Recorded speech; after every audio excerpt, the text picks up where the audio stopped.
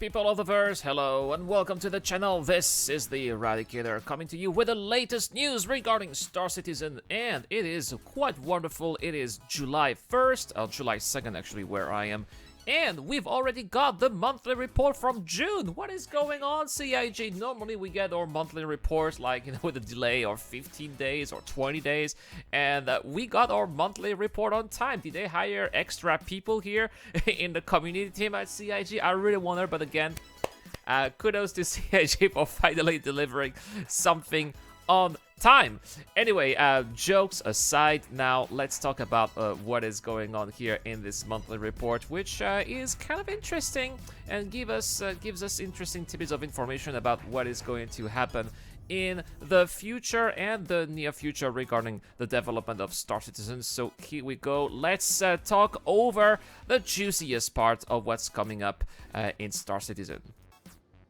Now, what I already like here about the beginning of the little introduction here is that they already explained to us that they obviously worked on finalizing Star Citizen Alpha 3.10. They're heavily working on Star Citizen Alpha 3.11, and they also tell us that some work is also well on the way for what is beyond Alpha 3.11. I think that we're talking about Alpha 4.0, and we're going to be talking about it later, because some developments here is going to be referring to the Pyro system, as well as future technologies that will involve AI as well. Obviously, for AI to be working quite well, we need better server tech right now, because the servers already kind of feel like they are at their limit. Nevertheless, we've got some really juicy parts.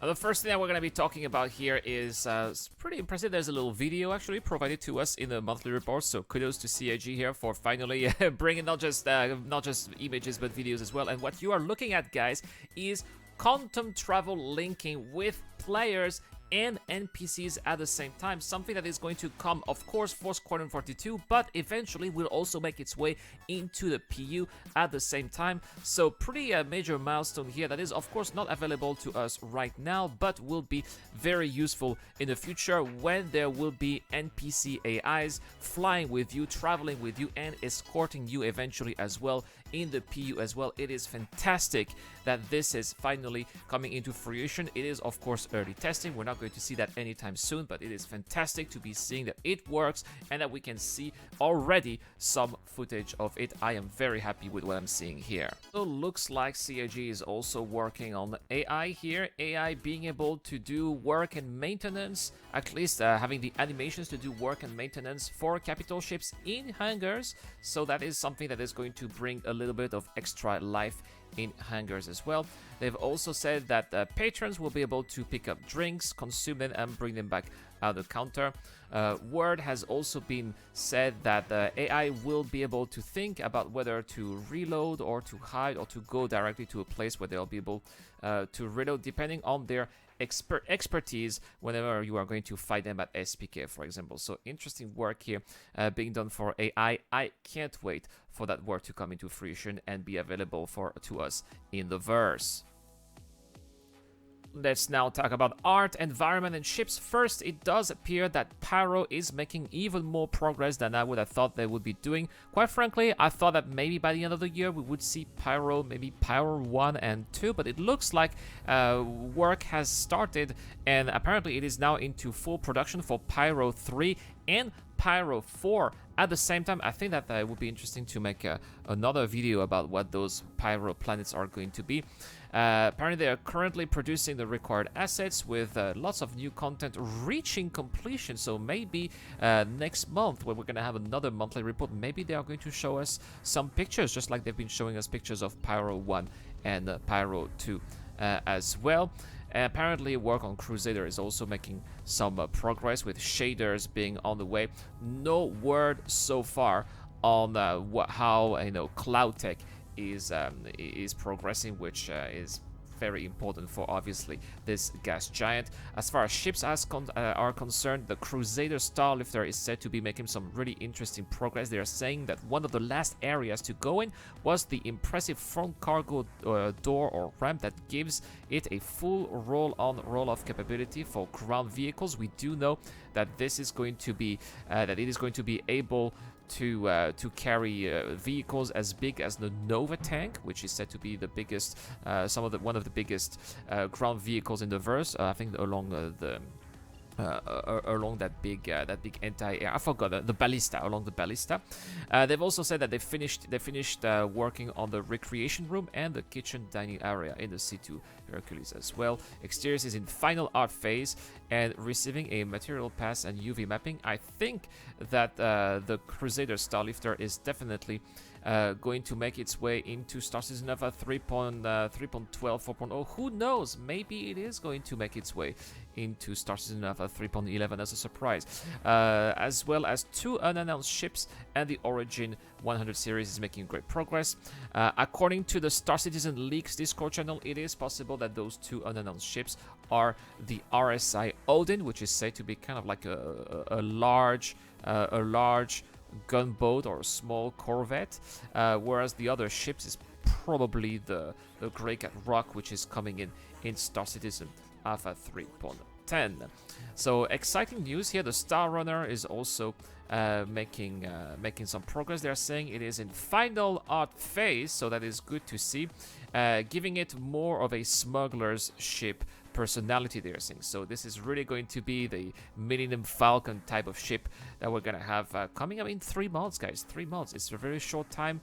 Star Citizen Alpha 3.11 getting that Star Runner, currently at 9 tasks out of 99 completed on the roadmap. Expect to see more tasks finished in the upcoming weeks, as well as the Apoa Quartual, which is, as we mentioned several times before in this channel, getting buffed and will have extra shields and bigger size guns too.